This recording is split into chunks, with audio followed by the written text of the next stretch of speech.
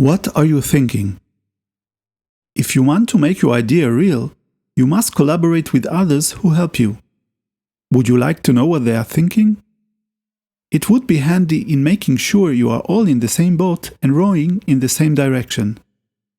It's challenging to read someone's mind, even if the reading is not done by some mystical unproven way, but by listening to what they say.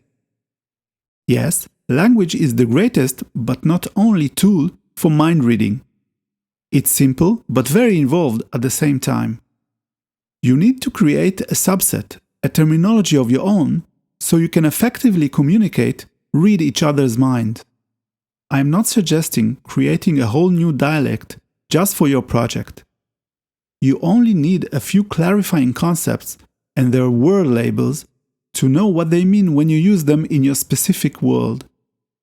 For that, and to keep it as precise and short as you can, you need to discover the essence of what you are doing, the DNA of your idea. Then, you can use what you have discovered not only for yourself, to keep on the right track, make the right decisions, but also to communicate and make sure others do the same.